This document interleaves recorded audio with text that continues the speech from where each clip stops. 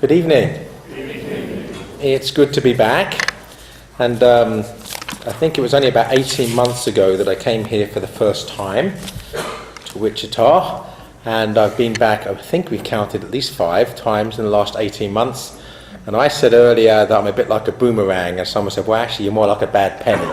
So take your pick.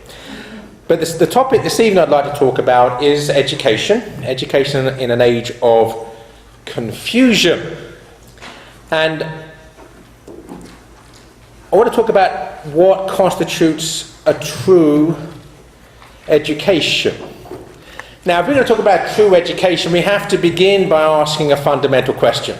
Indeed, one of the most famous questions ever asked by anyone. And as your Latin, I'm sure, is excellent, I shall give you the question in the language in which it was first asked. Quid est veritas? What is truth?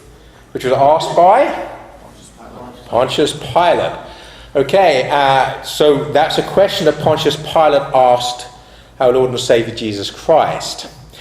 The problem is not just the way that question is answered, but in our modern world, it's about the way that question is asked. Because there's 2 ways of asking that question. The first way, which is the way it's now asked in 99% of public schools in this country, is quid est veritas? What is truth? On the assumption that either truth doesn't exist except in the eye of the beholder, in other words, we make it up as we go along, or else if it does exist, it's unknowable and therefore a bit of a waste of time spending our time thinking about it. That's the way that truth is considered in a relativistic culture. And that's the way that truth is considered in 95% of the schools out there today, both high school and college level. So the way that question needs to be asked, if it has any chance at all of being answered, is quid est veritas? What is truth? Now for a Christian, it's an easy answer. You're pretty rolling your eyes now, hang on for a second, that's a big question. All the philosophers from the beginning of time have been pondering it and asking it and doing their best to answer it, and none of them have really managed to completely encapsulate it. It's certainly elusive, even if it isn't illusory. But as Christians, we do know the answer. Because the person to whom Pilate asked that question gives us the answer, not to Pilate in that particular question, but elsewhere in the Gospel. Jesus says, I am the way, the truth, and the life. So for Christians, we know that God has himself revealed the truth to us in his Son. So if a true education is education as if truth mattered, an education which excludes Christ and Christianity from the curriculum cannot ipso facto be a true education. And those who don't believe in truth cannot breathe life into education, they can only kill it, which is what they've done and what they're doing. That's why the battle for a true education is a matter of life and death. Truth, we know, if you like it, we can, all the truth that we need to see is encapsulated in the person and the life and the teaching and the witness in his life, death and resurrection of Jesus Christ. But the church also always teaches that there's an indissoluble bond, an indissoluble marriage between faith and reason, between fides et ratio. So the fact that Christ reveals himself as the way, the truth and life does not give us an excuse to stop thinking. But on the contrary, the church teaches that the faith is rational. That the moment we start to believe things in spite of our reason, we are not being truly Catholic. Indeed, very quickly we become heretics. Fides et ratio, faith and reason. Because reason itself will lead us to God. won't lead us to the fullness of his revelation which we get in Jesus Christ, but it will lead us much further than we might think. So let's take a look at that. Because even the pagan Greeks, unassisted by Christian revelation, came to, shall we say, an embryonic understanding of a Trinitarian underpinning of reality, of truth. They did it in what they called the good, the true, and the beautiful, the transcendentals. Because the more that we understand those three things, the good, the true, and the beautiful, the more we see them as being triune, as being inseparable. All that's good is true and beautiful. All that's true is good and beautiful. All that's beautiful is good and true. And I would say that we can break that down, or at least shall we say, label it in a way that the good we can see as love or virtue, the true we can see as reason, and the beautiful we can see as beauty. So first of all, the good. Firstly, we have to understand is that love is not what the relativists tell us that it is.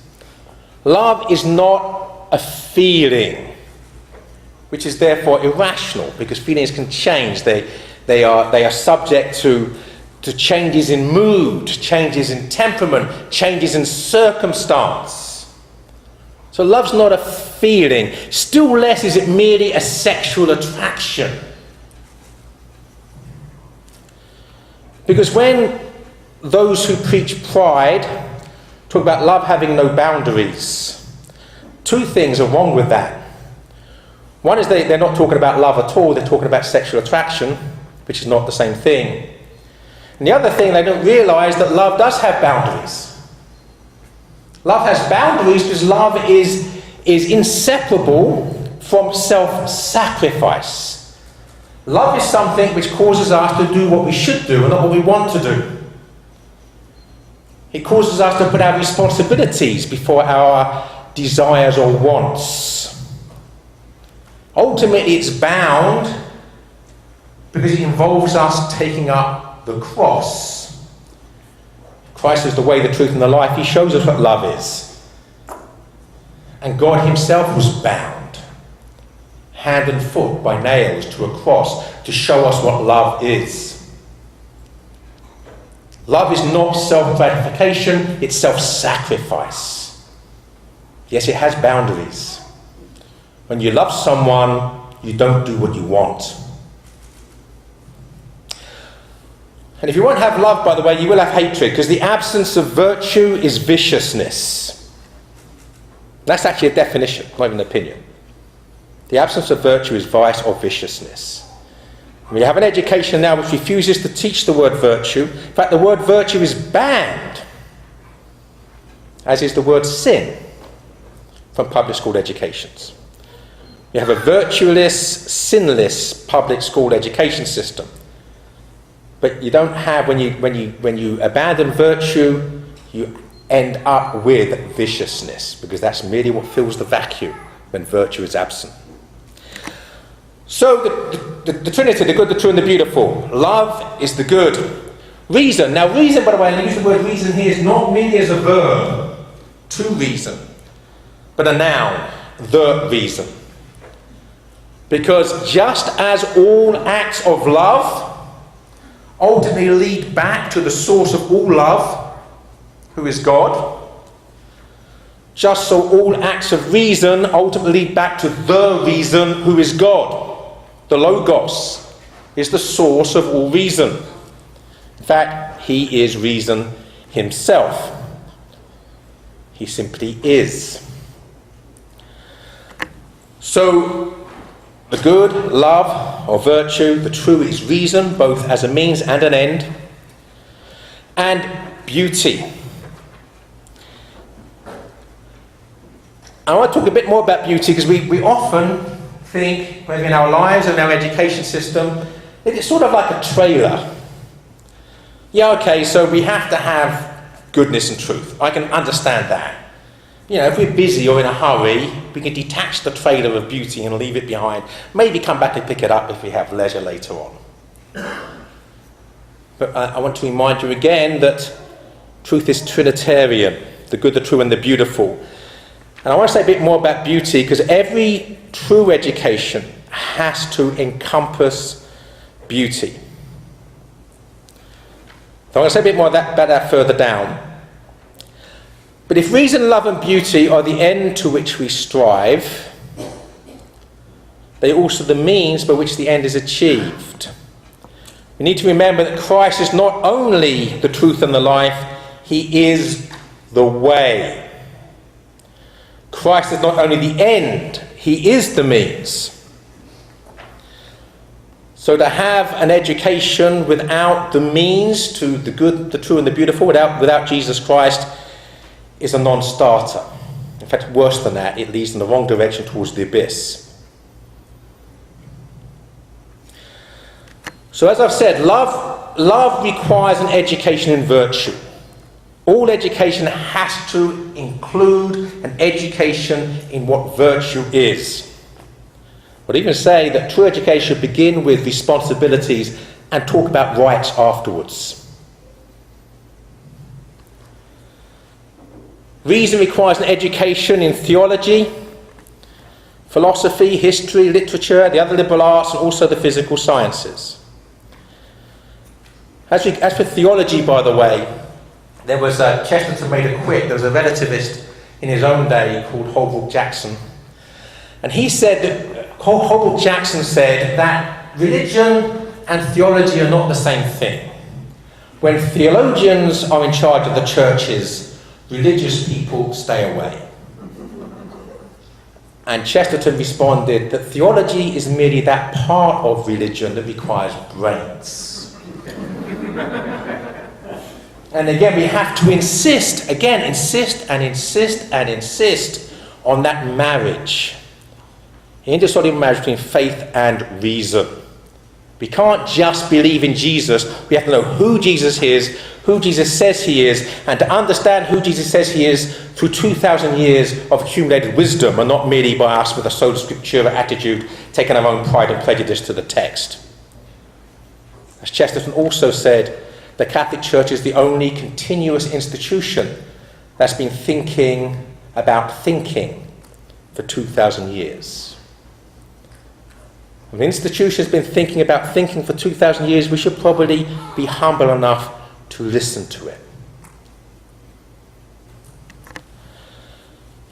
So love and reason, but beauty.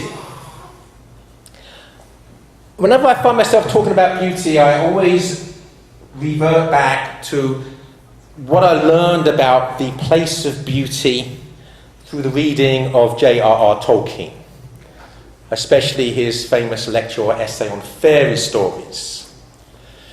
He talks about these things there. He doesn't use this phraseology for it, it's the label I've attached to it. A hierarchy of creative value.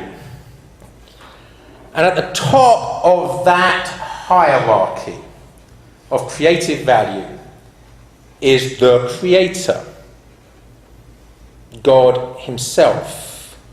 And we need to remember this as well, by the way, when I start talking about how important beauty is in any education, is that God, the image of God in us, manifests itself in various ways. Manifests itself in us in the fact that we can love. Love is always, in the Christian understanding of it, a rational choice. So inseparable from reason. Choosing to lay our lives down for the beloved regardless of what it feels like. Because it's good in itself to do that. And our beloved, by the way, includes our enemies. If we actually get holy enough. So, God is love. God is reason. So the fact that we're lovers is God's divine image in us. Let's get one thing clear, by the way, from the beginning here. We say we're made in God's image, but without being too controversial, every tree is made in God's image. Every cow is made in God's image. Every rock is made in God's image. because God made them. Right? They're made by his own creative imagination. But we are made in his image in a different way, in a deeper way, in a way that those other things made in his image are not. In the sense we have the divine image in us. Something of himself, not merely what he projects. So love, we are lovers. Reason, we are rational. But also, and this is for Tolkien was the key element we forget at our peril. We are creators. For Tolkien, God is not just love. He's not just logos. He's not just reason. He is also the great poet. The Greek word poiesis, from where we get the word poetry, merely means to make. To be a poet is to be a maker, a creator. These words are all interchangeable. So, for instance, in Middle-earth, Tolkien has God. The first thing that God does is to present the great music. The cosmos is a symphony. God is the composer. C.S. Lewis, following Tolkien's example, because Lewis was a disciple of Tolkien in this area, has Aslan singing Narnia into being. God is the great composer who composes the symphony of creation, or the great poet who creates the poem which creation is. Which is why J.R. Manning Hopkins speaks about the world being charged with the grandeur of God. So at the top is the creator, God the poet, God the composer. Below that is creation, which are those things made directly by God, ex nihilo, from nothing. We can't make anything from nothing. We can only make things from other things that already exist. But God can make things from nothing, and has done. So creator at the top, creation below that. And then Tolkien has below that what he calls sub-creation. We are not creators because we cannot make things from nothing. We are sub-creators. We make things. And Tolkien says we make according to the law by which we're made. God is a maker. His image in us includes the ability to make, to create. So he talks about sub-creation, and then he divides that into two. There is sub-creation to the glory of God, which we might call art, and there's sub-creation for the use of man, which we might call technology. Now, once I was giving a talk in Lisbon, in Portugal, and as I got to this part of the talk, I can't remember what I was talking about, but this came up in the talk. Got to this part of the talk about the hierarchy, creator, creation, sub-creation of the glory of man, sub-creation for the use of man, technology. Those in the audience started sort of nudging each other and smirking and laughing. Now, two things are very disconcerting if you're giving a talk, right? One is if you tell a joke and nobody laughs. And the other is if you don't tell a joke and everybody laughs. So I said to them, what's so funny? I mean, what have I said that's so funny? And they said, well, you just put technology right at the bottom of the list there, and this is an engineering school. Now, at which point I said to them, yes, but this is a hierarchy of goods. It's not as if the things at the bottom aren't good. I mean, everybody in this room tonight has come wearing clothes. Thanks be to God. Right? There's a roof over our head. There's air conditioning on a day like today. Of course we need technology. These are all good things. But what Tolkien's getting at is that we really should be accepting the gift with absolute humility. So art should be giving back to the giver of the gift the fruit of the gift given. I'll say that again. And I'll say it again after 4 makers' marks. That'd be much more difficult. giving back to the giver of the gift the fruits of the gift given. That's what all of our creative endeavours should be. In other words, they should be animated by humility and gratitude for the gift. But I'm going to say something here which might be considered a little bit controversial. And I never like to give a talk without trying to be a little bit controversial. So don't throw stones at me and think I'm a heretic. Dusty's sweating now. Should I have actually invited this man? What's he going to say? Because I would argue we have this hierarchy of creative value. We have the creator at the top. We have creation. We have sub-creation to the glory of God, art, property understood. We have sub-creation for the use of man, technology. But I would argue there's a way in which we can improve upon God's creation as human beings. And you're thinking, hold on for a minute, where's he coming from here? Well, I'm going to tell you a story. Stories are always good. Once upon a time. All stories should start with once upon a time. Once upon a time there was a rock. And this rock was millions and millions of years old. And it was a secret rock, because nobody had ever seen it. It was a happy rock, insofar as rocks can be happy. And then one day, someone dug the rock up using technology, excavation. They dig the rock up. So for the first time, we could see the rock. That's good. Couldn't see it before. It's a beautiful rock. And then a certain person takes a look at it and says, that's not just a beautiful rock. That is the beautiful rock. And that person takes out his hammer and chisel and starts chiseling away at the rock. And today, whenever any of us go to St. Peter's Basilica in Rome, and we go through the doors of St. Peter's Basilica and we look to the right, and we see Michelangelo's Pieta, with the mother of Christ straddling her crucified son in her lap, all of us are lifted up towards God, which isn't a definition of prayer. Millions of people have been moved to prayer. I would say even agnostics and atheists, when they see that, are moved. No, they wouldn't call it prayer, but their hearts and mind are lifted up to a vision of what Christianity is all about. Millions of people are lifted up in prayer by that statue. In other words, that when we use the gifts that we're given by God, we can even actually improve upon God's own creation. With his will, by his will. So I would say that a true education has to be an education in virtue, love or goodness, reason, the true, but also an appreciation of and an engagement with the beautiful. When I say an appreciation of and engagement with, I mean we shouldn't just listen to Chopin, we should play the piano.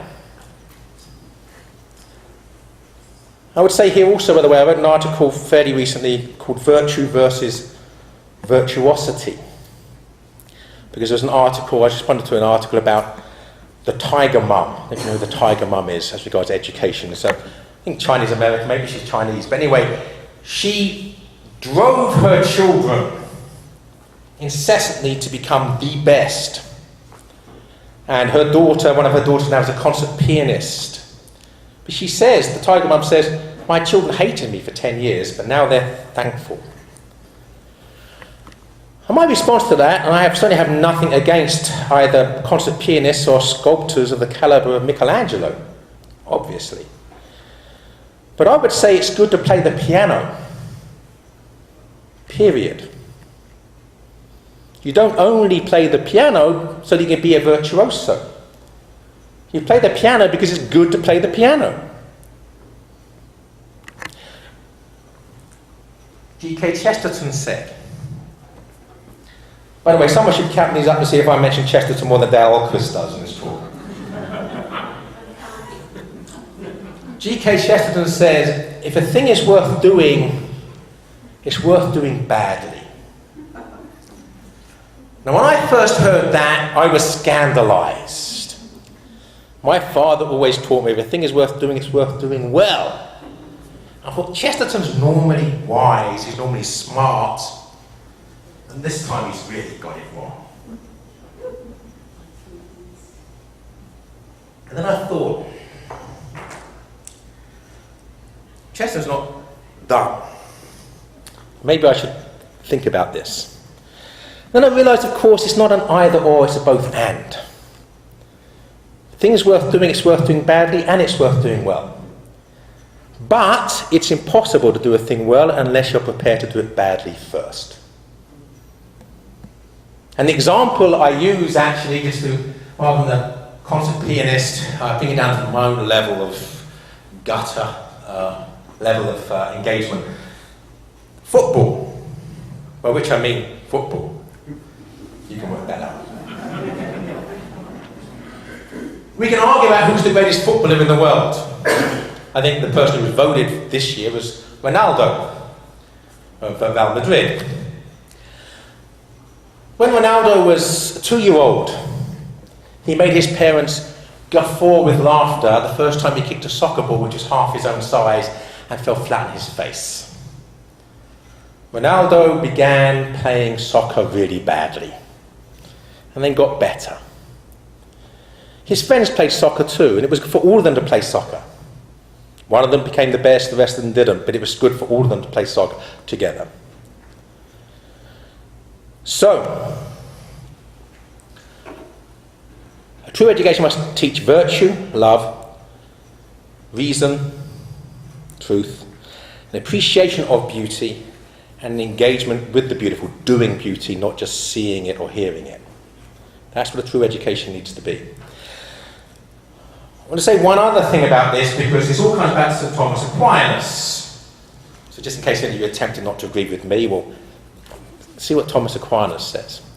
So Thomas Aquinas teaches us that there's only one way to actually engage with reality. You have to begin with humility. In other words, you have to begin with virtue. If you have humility, you will have simultaneously gratitude. If you have gratitude, your eyes will be opened to wonder. You will see with wonder-filled eyes, not eyes jaded or jaundiced by cynicism. When you see with wonder-filled eyes, you are moved, says St. Thomas, to contemplation. And it's that contemplation that leads to the ultimate engagement with the real, St. Thomas calls dilatatio, dilation, the opening of the mind and the heart into the fullness of reality. But you have to begin with humility, which means you have to be willing to do things badly so that you can do them better. But it also means, of course, that if you don't have humility, pride will prevent. Pride comes hand in hand with ingratitude. Ingratitude prevents the eyes from opening to wonder. If the eyes will not open to wonder, there will be no contemplation and therefore no dilation of the mind and soul into the fullness of reality. So pride goes hand in hand with prejudice. A very wise female once told us that. Okay, so before I conclude, I want to give an example of a bad education. An education in the age of confusion, which leads to more confusion. I can speak about this bad education from experience, because I had a very bad education. In fact, I can claim, with empirical data to back me up, that I went to the worst school in the whole of the United Kingdom. There was actually a study made fairly recently, in the last 10 years, in England, and of academic standards across the country, and the educational district of which my school belonged was the worst performing educational district in the whole of England. And my particular high school was the worst performing high school in that worst performing educational district. The reason my claim to fame is I went to the worst school in England. Now, I'm not going to be technical about that. I went there much long time before the study was made. But nonetheless, I do remember it being a very bad education. I could say lots about it, but we don't have time. But I think it's encapsulated by the motto of the school itself. Now, use your imagination. It's a God-given gift. And this is now transported back in time and space to 1970s East London. And you're in the school auditorium, and you're my school friends. And above the stage, in huge letters, was the school's motto: "This, above all, to thine own self be true. William Shakespeare." I was raised by my father. We weren't raised as Christians. My father and mother would probably have rolled their eyes at me if they heard me saying that, but the fact is we never prayed ever at any time.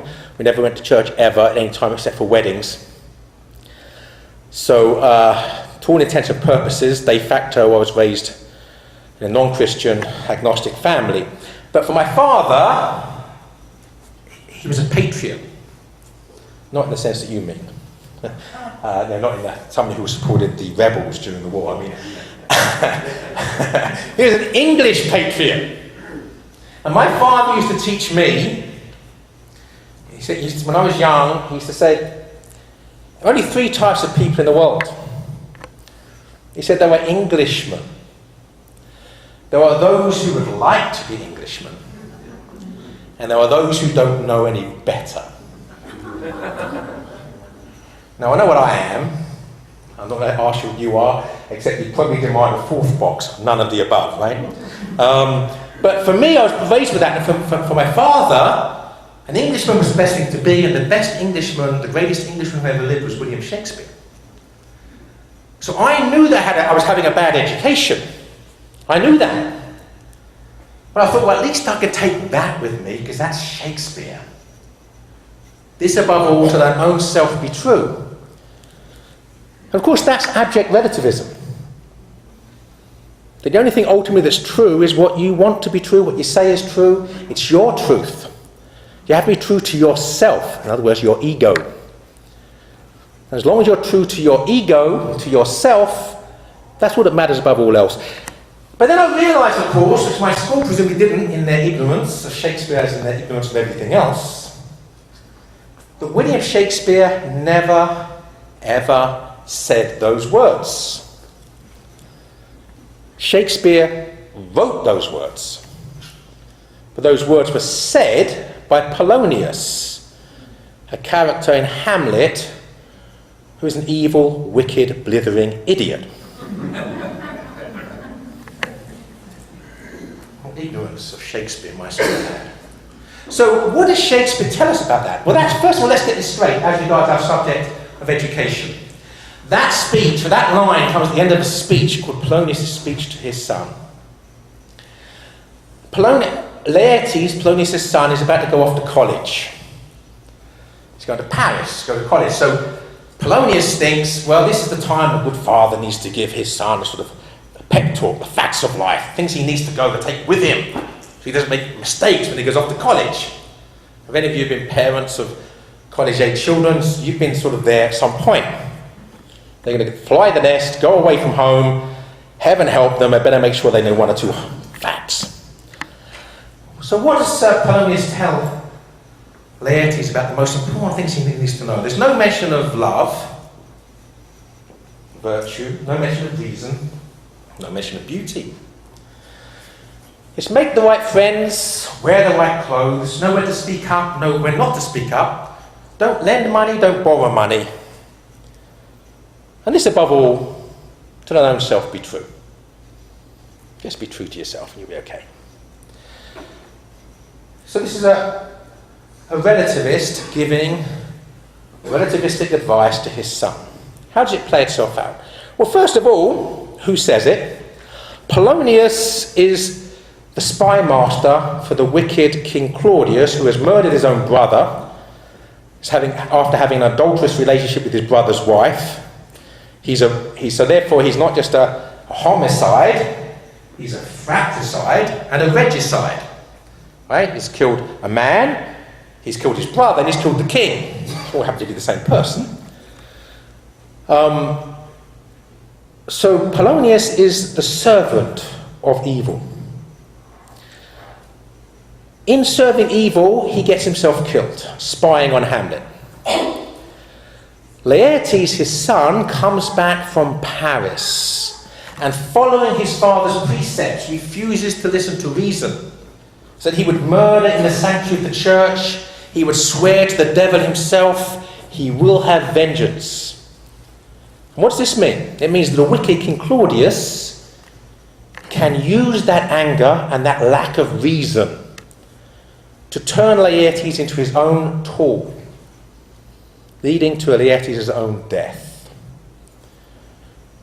And as for Polonius' daughter, Ophelia, she is forced against her conscience to spy on the man she loves, pretending to be praying while she's doing it, no less. And this plays upon her conscience so much that she's driven mad and commits suicide.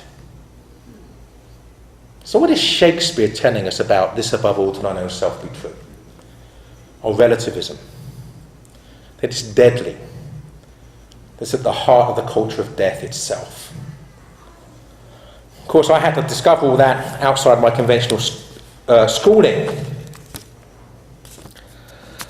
So to move towards a conclusion here, the restoration of a true education is crucial to the future of civilized life on earth. That which is rooted in the past will blossom in the present and will bring forth beautiful fruit in the future. That which is rootless withers and decays in the present and dies in the future. The culture of death, the culture of relativism, is not only deadly in the present, but will prove to be suicidal in the future.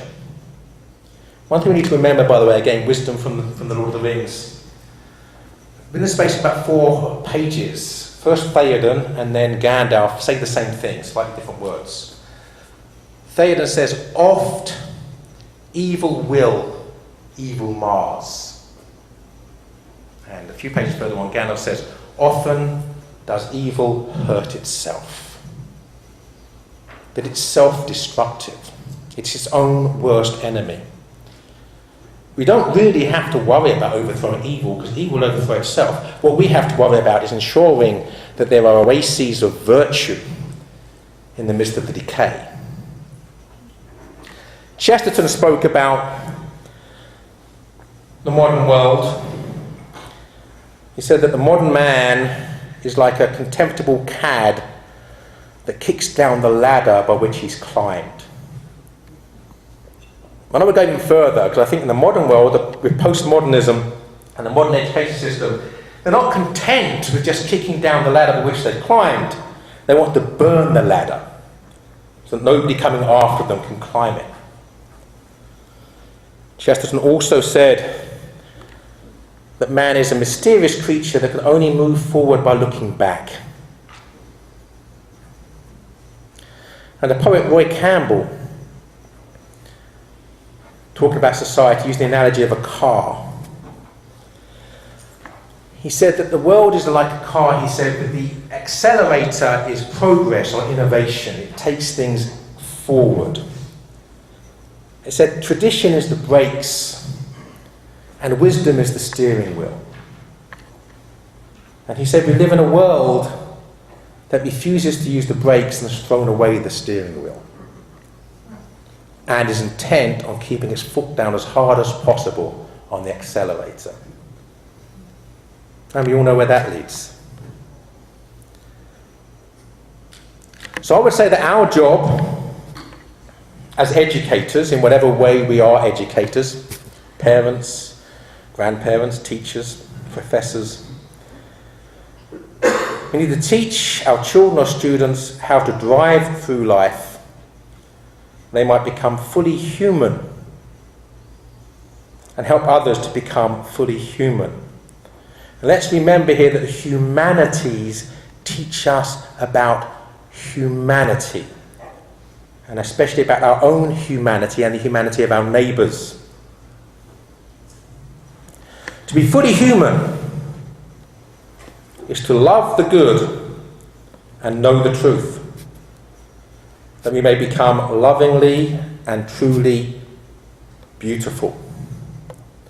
When loving and living become the same thing, we will be truly rational and truly beautiful. That is the ultimate end of a true education, as it is the ultimate end of life itself. Thank you very much.